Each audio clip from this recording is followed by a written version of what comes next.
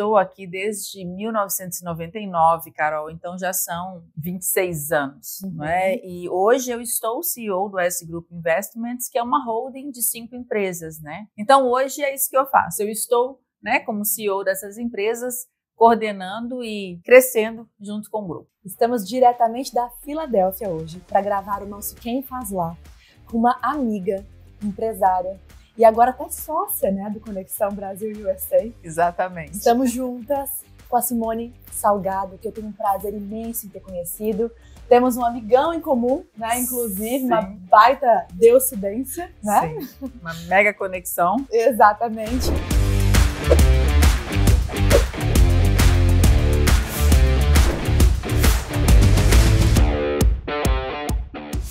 Simone, muito obrigada por nos receber, literalmente na sua casa, na sua vida.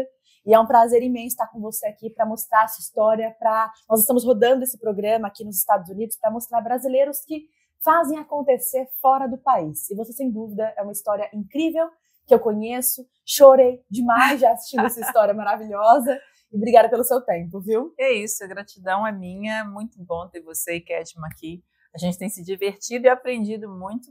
E eu espero que, de verdade, a Conexão continue sendo um sucesso aí, tanto no Brasil quanto nos Estados Unidos. E depois, quem sabe, a gente volta para Portugal, Canadá e outros lugares nas mãos de vocês. É um prazer. Prazer, muito prazer mesmo. Simone, me conta um pouquinho, né? A gente sempre começa com uma pergunta padrão. O que você faz aqui? Eu sei que você faz muita coisa, então eu queria que você contasse isso para a gente agora. Eu realmente faço bastante coisa, né? Eu estou aqui desde 1999, Carol, então já são 26 anos, não é? E hoje eu estou CEO do S Group Investments, que é uma holding de 5 empresas, né?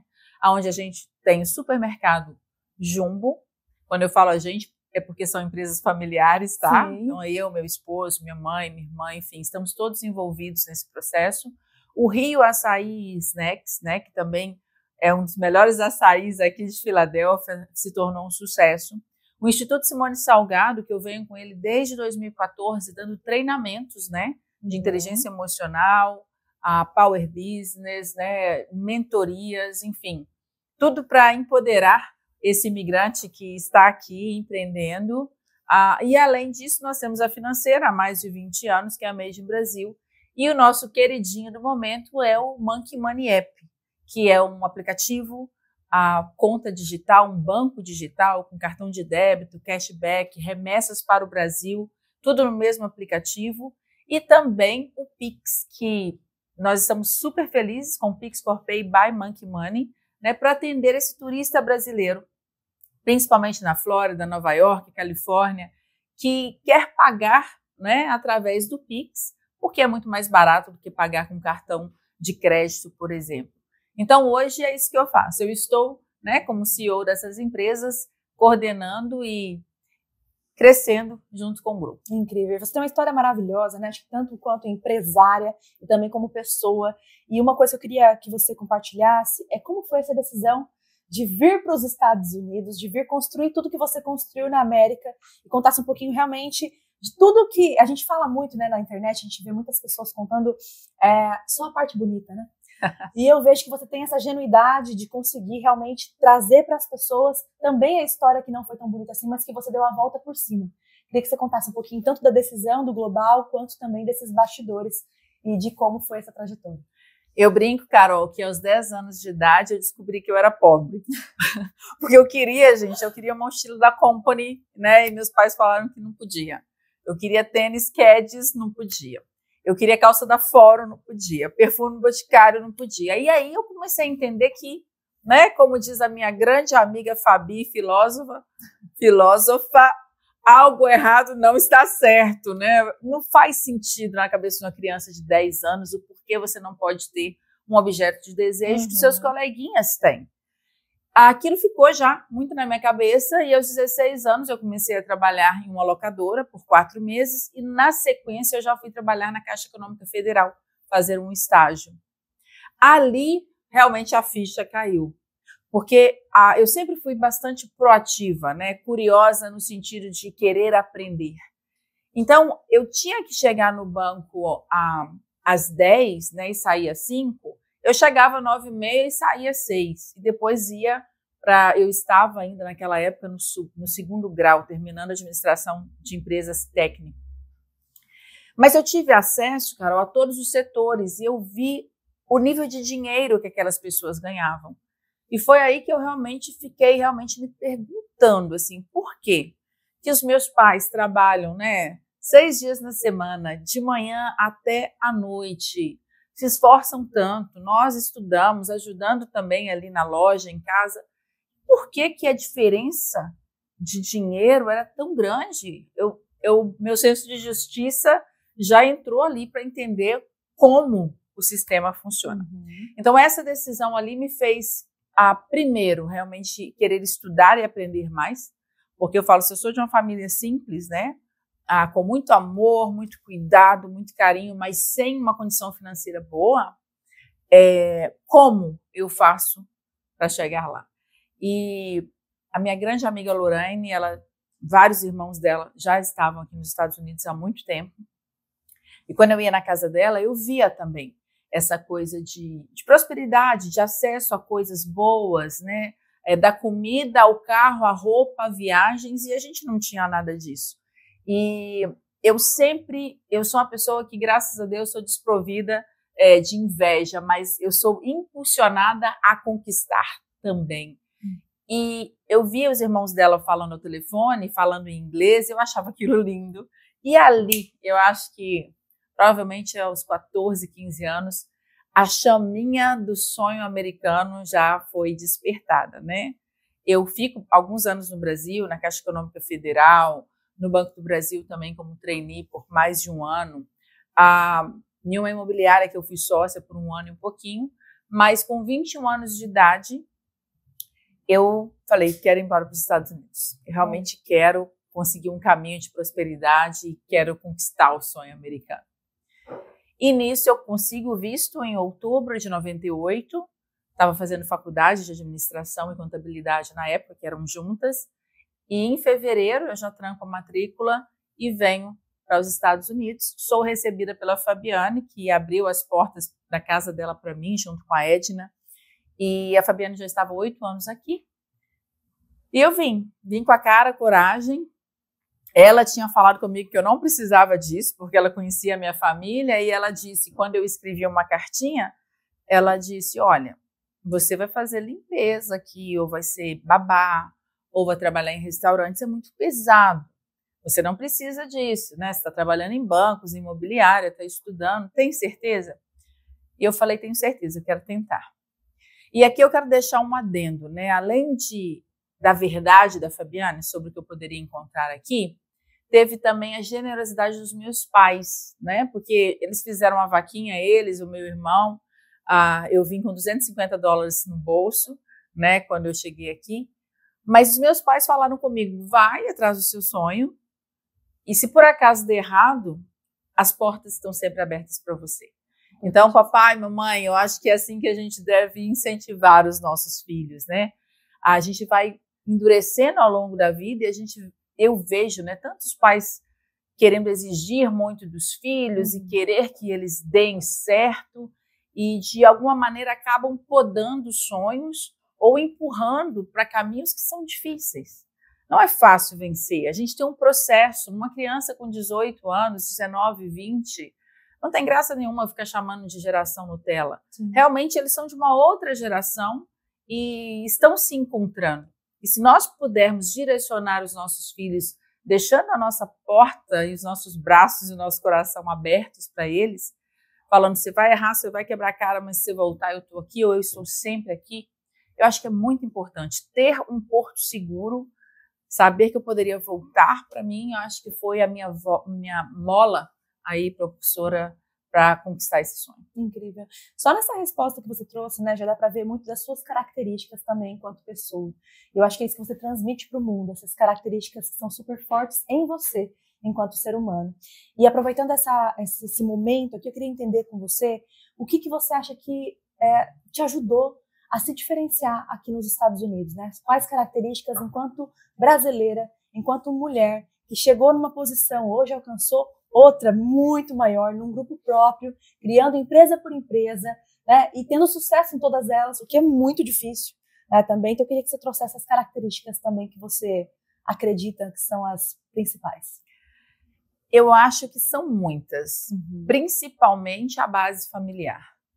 Eu acho que você ter seus valores muito bem, um alicerce forte, né? Então eu sempre trouxe comigo os valores dos meus pais, de trabalho, né, de humildade, de respeito, de coragem, de saber que é uma jornada, que as coisas não acontecem assim. Então essa persistência e também o caráter de não se deixar corromper. Porque quando eu cheguei, Carol, nós estamos falando de uma mulher brasileira de 21 anos de idade, estrangeira,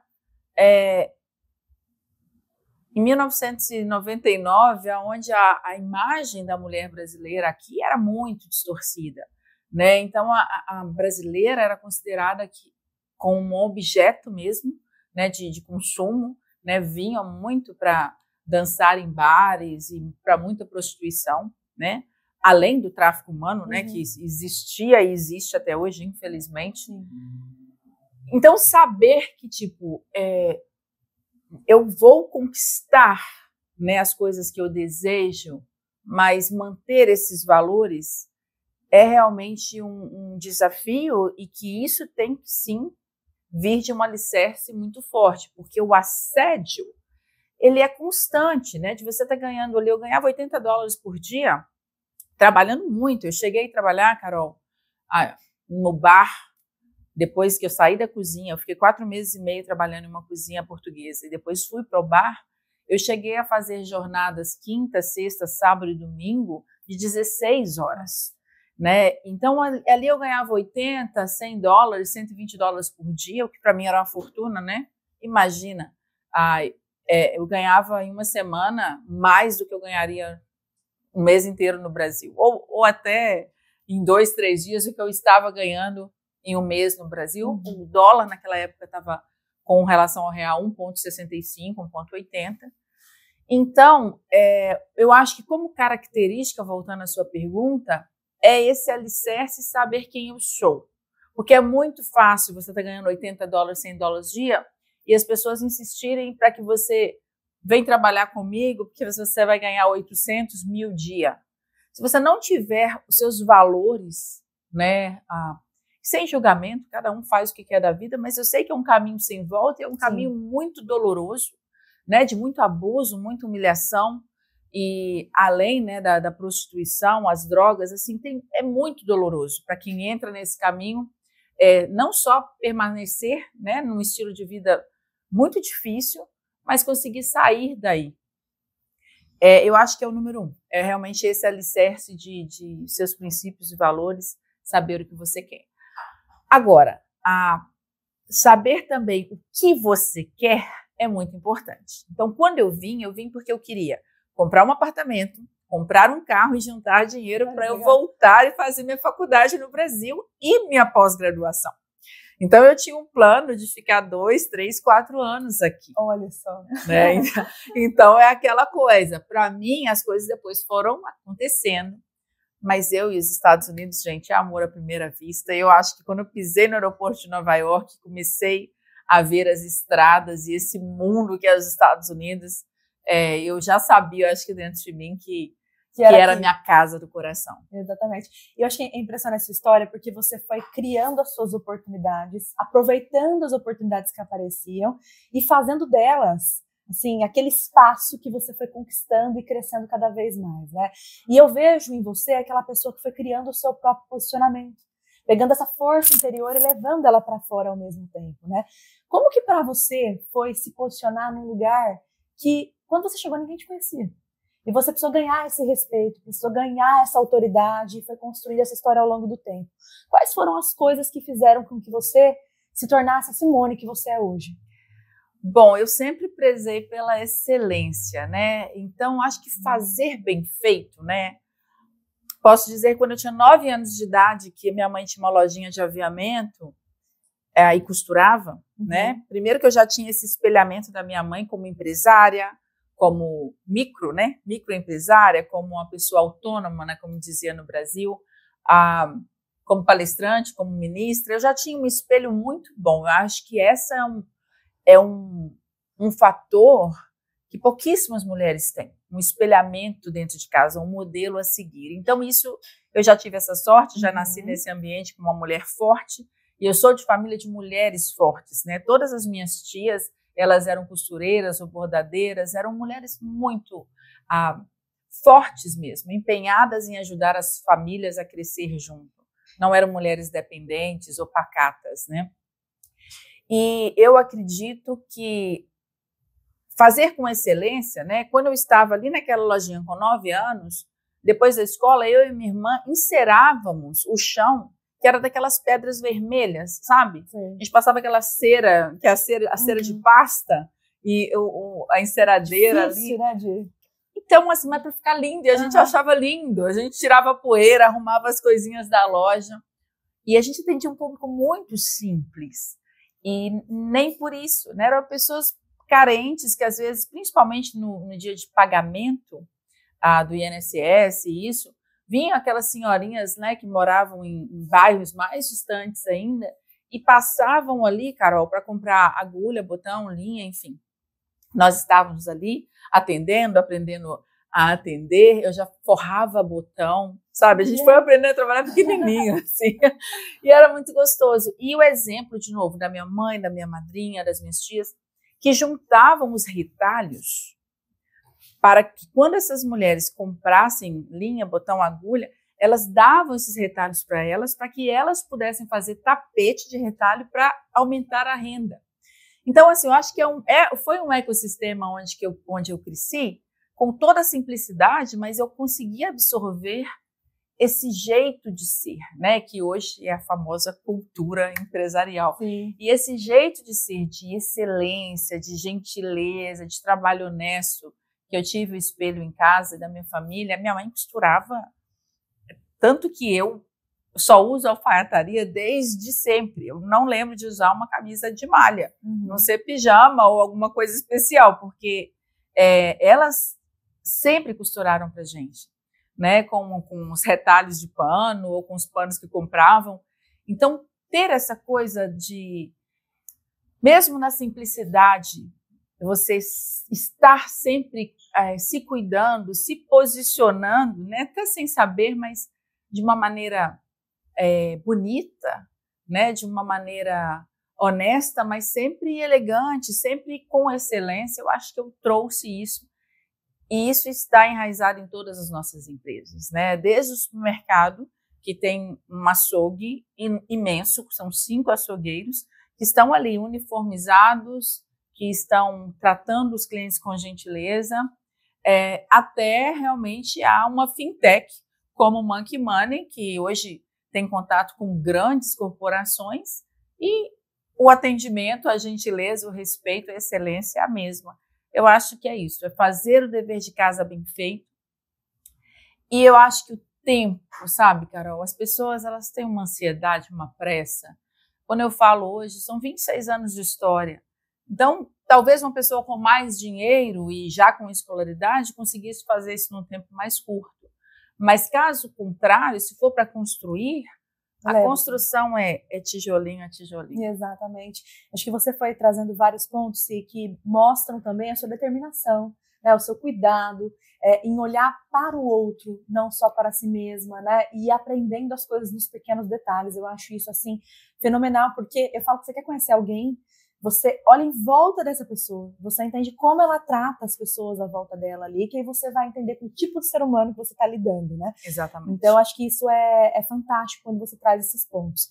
E a gente falou até agora muito sobre a sua história, sobre o que você aprendeu, o que você tem com você mesma, mas você chegou na América, viveu várias coisas aqui. Eu queria que você contasse um pouquinho o que você aprendeu com a América. Nossa, uma das coisas que eu falo é que eu aprendi com o tombo. O tombo me fez um ser humano muito melhor mesmo, né? Eu chego nos Estados Unidos em 1999 e 5 anos depois eu tinha prosperado muito mesmo, né? Então eu até falo, né? Eu conquistei o meu primeiro milhão aos 26 anos de idade, né? Com 5 anos de América. E normalmente eu brinco até nas palestras e as pessoas falam, uau! E eu falo, aos 30, eu já estava quebrada e com a dívida de R$500 mil, né? E aí o uau é dobrado, né?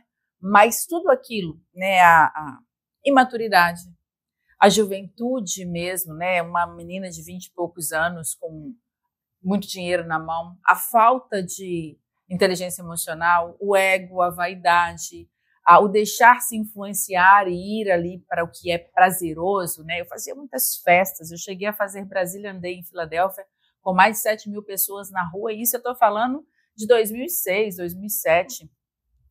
E eu acho que é, de novo, a falta de educação no sentido de gestão mesmo, de saber administrar.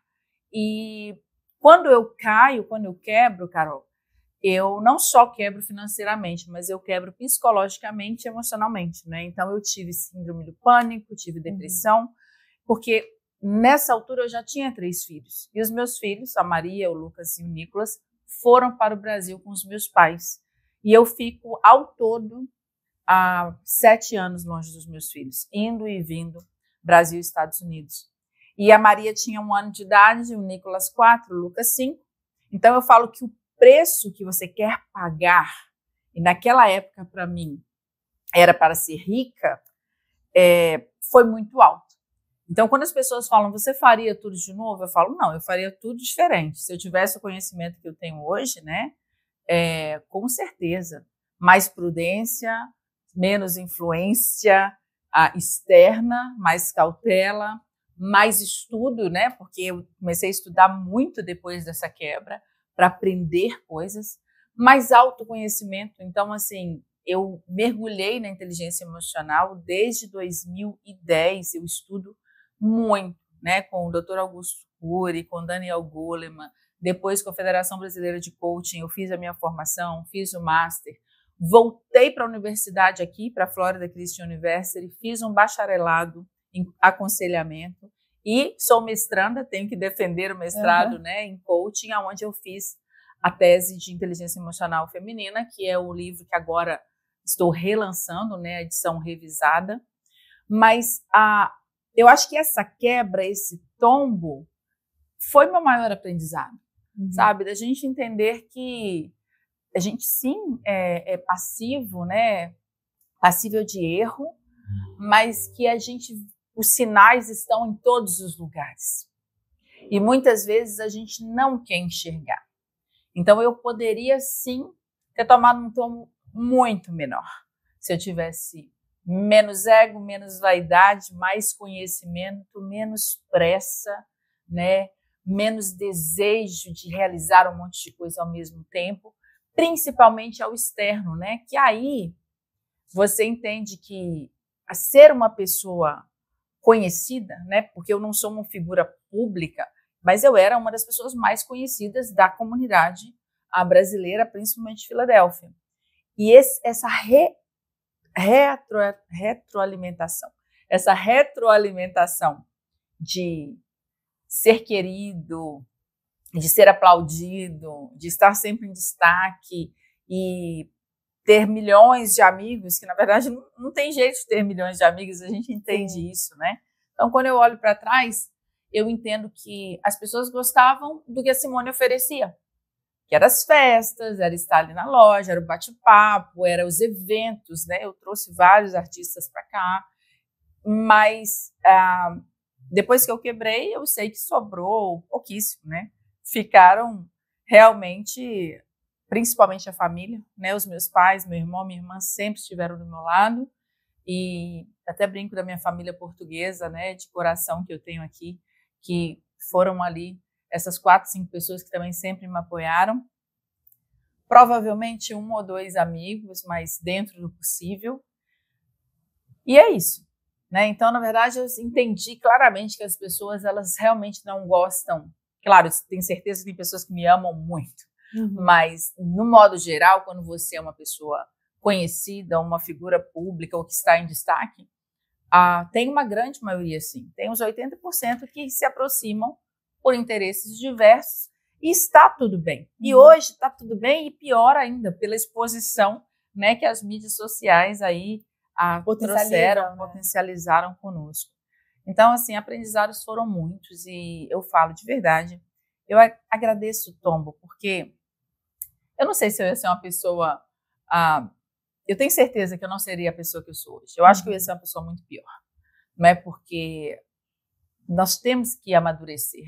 E o tombo, a saudade, a dor, o pânico, a depressão, a escassez, as dívidas, a exposição pública, tudo isso me trouxe realmente muita dor, muito sofrimento, mas muito aprendizado, sabe? De você falar assim, eu quero estar perto da Carol ou eu realmente não quero. Eu quero fazer negócio com o Kedma ou não quero. Você vai aprendendo muito mais e autoconhecimento. Autoconhecimento é uma chave que todo mundo deveria guardar no bolso e usá-la todos os dias um pouquinho. Com certeza. E ao mesmo tempo, assim, o quanto de força, né, você também precisou adquirir num processo como esse, né? O processo de dor, ao mesmo tempo, sempre traz muita força pra gente e direciona, é como se fosse uma bússola, né? Redireciona a gente para que a gente possa resolver aquilo. E até eu queria pegar um gancho, né, no Brasil, quando a gente fala de coach, o termo no Brasil, não sei o quanto você sabe disso, mas é extremamente distorcido, né? As pessoas, elas não entendem isso. Às vezes, na verdade, lá também muitos gurus se aproveitaram do termo. Então, tem N coisas nesse sentido. E quando a gente fala de um cenário aqui, Estados Unidos, de autoconhecimento, de treinamento, inteligência emocional, o cenário já é muito diferente. Né? Inclusive, para quem não sabe, gente, a Simone também é escritora. Né? A Simone é referência em inteligência emocional. Ela tem um livro, inclusive, né, que ela também autografou para mim, que é o Recomeços também, que ela conta essa parte da história. Então, assim, é muito incrível conseguir ver toda essa jornada que você teve ali.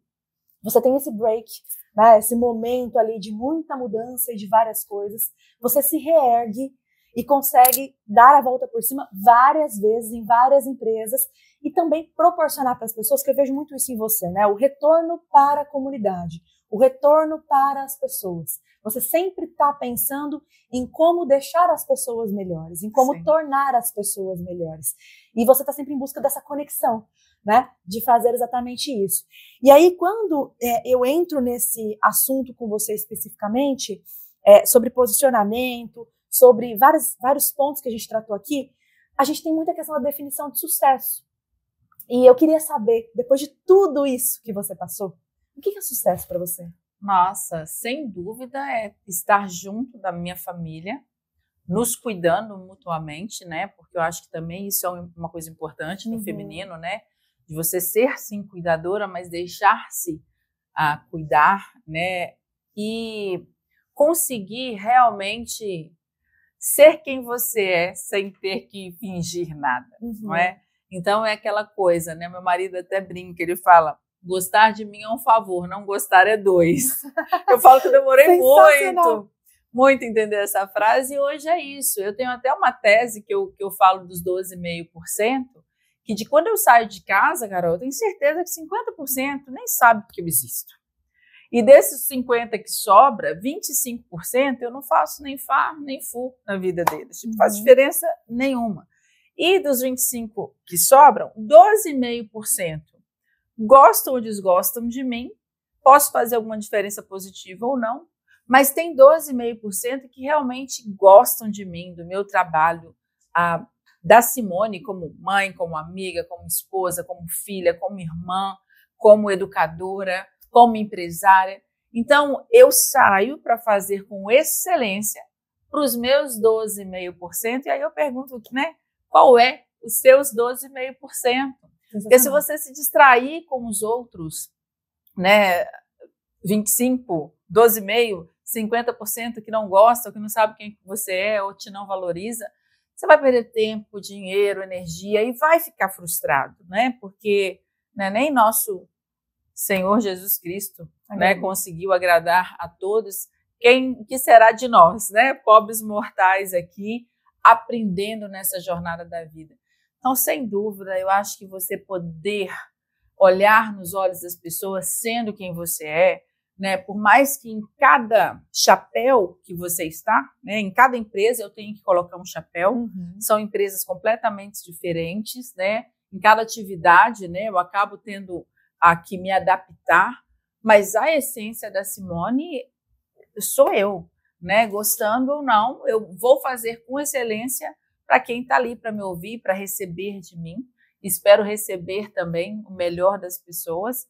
E eu acho que é isso. Eu acho que sucesso é você estar em paz, né? Tá com saúde, tá com a sua família, tá se sentindo bem, amada e entendendo que é uma jornada. Então hoje eu falo, tenho tantos sonhos ainda, tantos sonhos, profissionalmente falando, que não me desespero, porque tem que ser gostoso na jornada, no dia a dia, sabe? Sem falar, tô com pressa para acontecer aquilo.